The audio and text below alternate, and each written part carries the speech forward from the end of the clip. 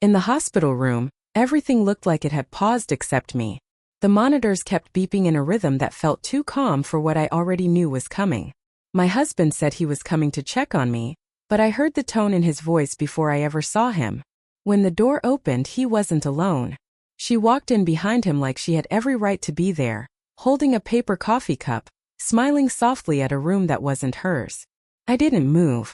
I didn't ask questions, even though my stitches burned and my chest tightened in a way the doctor said should not be happening. Because 3 days earlier, while I was still waiting for surgery results, I had already made a call that changed everything. HR didn't sound surprised when I mentioned his name. They sounded prepared. And now, watching him stand there like nothing had consequences, I realized he still didn't know what I had set in motion. He thought my silence meant weakness, but it was timing, and timing is the one thing people never see coming until it's too late. Not yet. By the time they stepped fully into the room, I had already learned how to read silence differently. My husband looked at me. People look at furniture they assume will always stay in the same place, useful but ignored, while she stood slightly behind him, scanning the room like to understand what kind of woman I used to be before the hospital bracelets. I noticed how his eyes avoided the monitor, how his hand stayed too steady for someone claiming concern, how quickly he introduced her name without hesitation, as if repetition could normalize disrespect. She finally spoke first, soft and rehearsed, telling me she brought something for me. Like kindness could overwrite positioning. The fluorescent light above us buzzed faintly, and I remember thinking how strange it was that hospitals can feel more honest than homes. I didn't respond immediately because I remembered the HR email I sent at 2:13 a.m. 3 days earlier, attached with screenshots, expense reports, and a calendar invite that didn't match his official schedule. He thought I was recovering. She thought she was included. But what neither of them understood was that silence is never emptiness when it's being used as preparation. I already knew this room wasn't the beginning of anything for me. It was the ending of something they still believed they controlled. The moment he closed the door behind him, the room felt smaller, not because of space but because of intention, like every breath now had to pass through something unspoken. And I remember watching him place his keys on the small hospital counter as if this was still routine, as if I was still the version of his wife who didn't notice patterns forming in his behavior months before I ever ended up here. My chart was clipped at the end of the bed.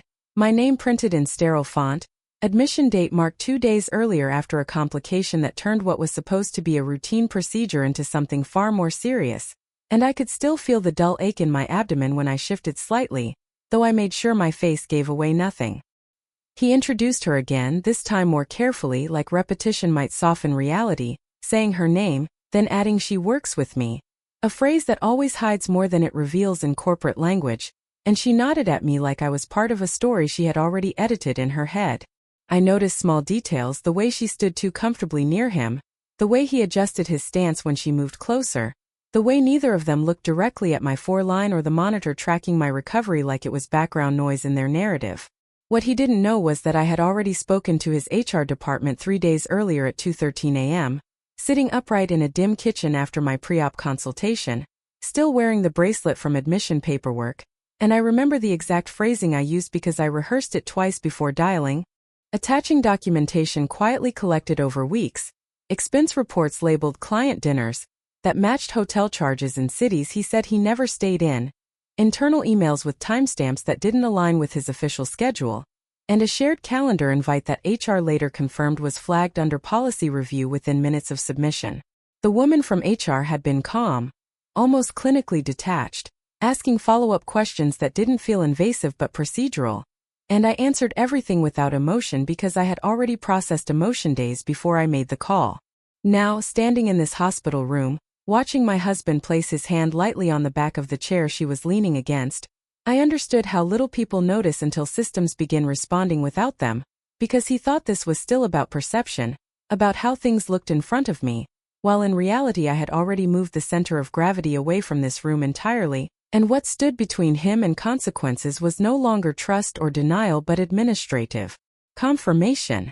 She finally asked if I needed anything, her voice careful, rehearsed kindness layered over discomfort, and I smiled slightly, not because I felt warmth but because I realized she had not yet understood the difference between being present in a moment and already being accounted for in an investigation, and that distinction would matter more in the next 48 hours than anything being said right now.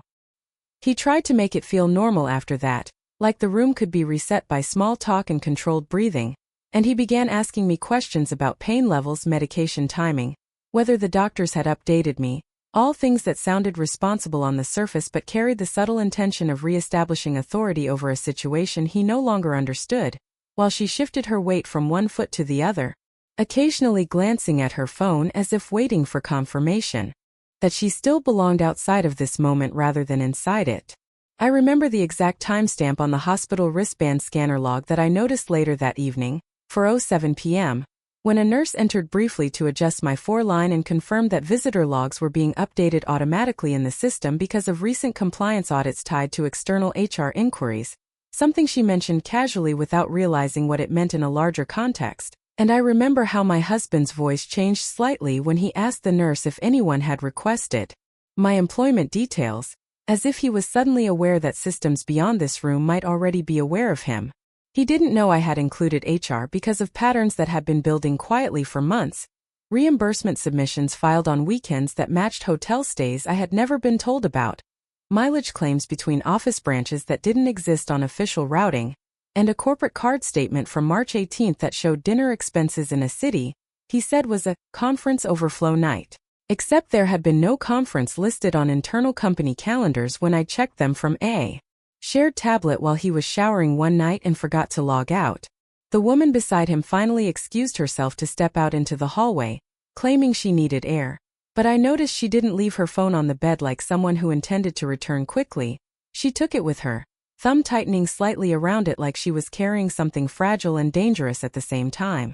When she was gone, the room changed again, not louder but heavier, and he sat closer to my bed than before, lowering his voice into something almost private, asking me why I had been looking into things that weren't necessary, and I remember the exact phrasing because it was the first time he acknowledged that I might have been looking at anything at all, which confirmed everything I already knew about how little attention he paid to what I did when he thought I was distracted by illness or recovery.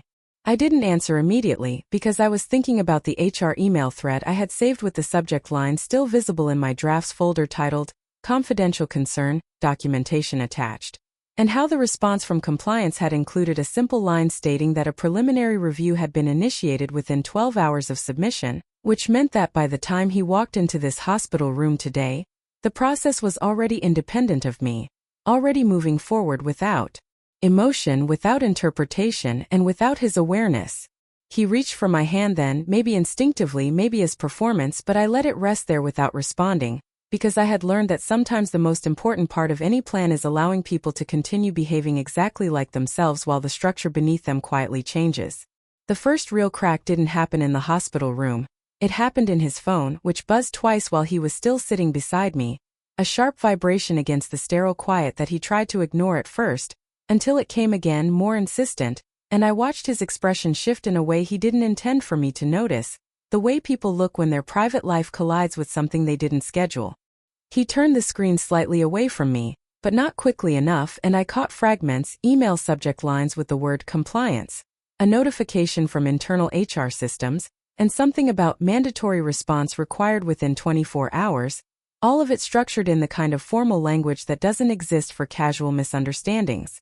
He stood up too fast, muttering something about a work escalation, and for the first time his voice wasn't controlled, it was fractured at the edges, like the version of him that managed situations had been interrupted by the version of him that created them. The woman reappeared in the doorway right then, hesitating before stepping back in, her face slightly paler than before, her phone still in her hand but now angled downward, and I noticed she wasn't looking at me or him, she was looking at the floor between us like it might offer explanation.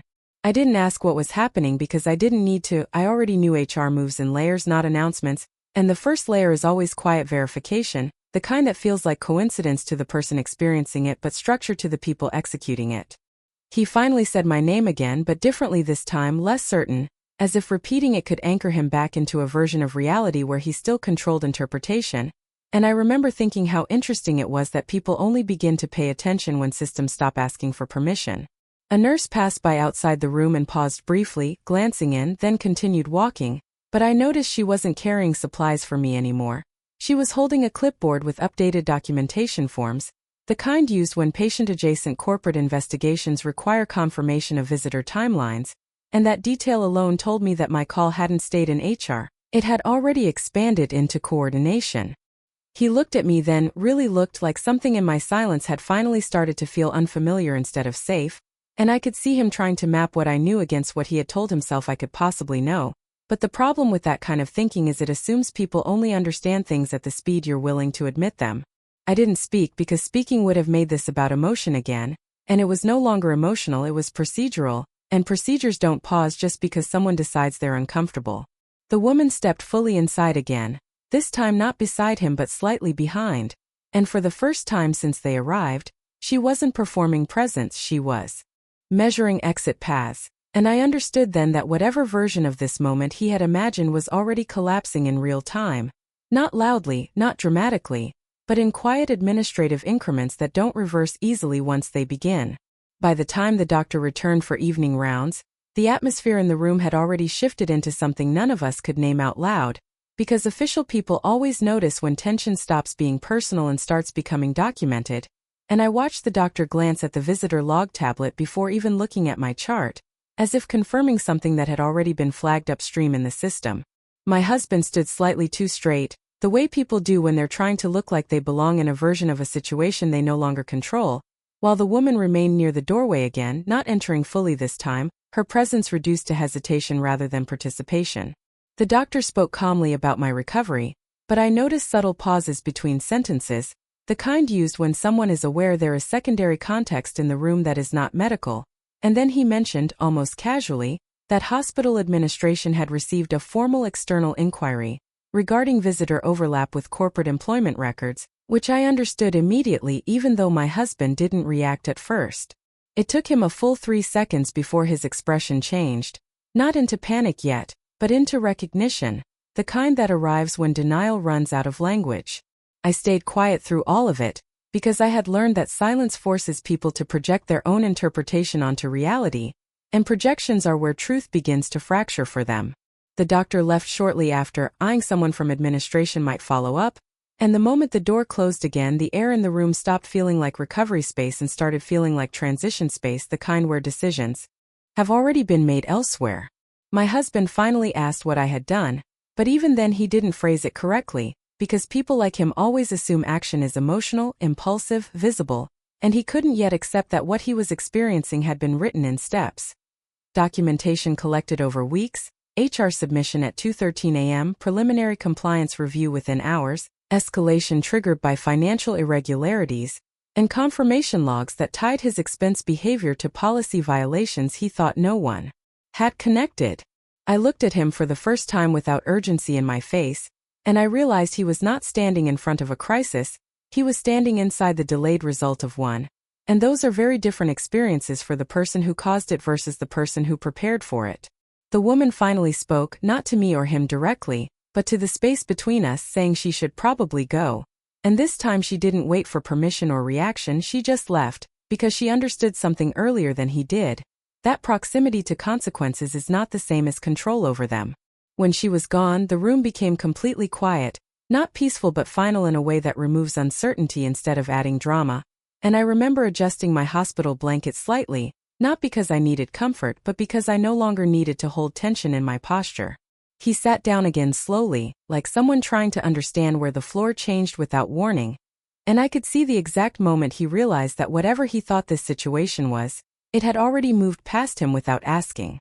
By the next morning, the room felt different in the way places feel after decisions have already been finalized without your participation, and I remember waking up to the soft sound of hospital staff adjusting my chart outside the door while his side of the room stayed untouched, as if he had understood without being told that presence was no longer the same as relevance.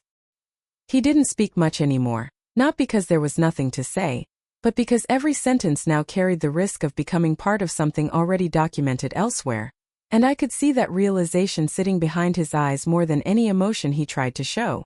I signed my discharge papers later that day, the ink slightly smudged from how carefully I held the pen despite still feeling weak, and the nurse mentioned casually that corporate HR follow-ups were already in progress, which she said like it was weather, not consequence. As I left the hospital, I didn't look back to see if he followed or stayed, Because by then I understood something simple. Some moments aren't about confrontation, they're about completion. And when people finally understand that silence was never absence, but preparation, it's already too late to rewrite the outcome. If you've ever been underestimated while you were quietly putting things in motion, subscribe, because some stories aren't about revenge. They're about what happens when patience finally stops waiting.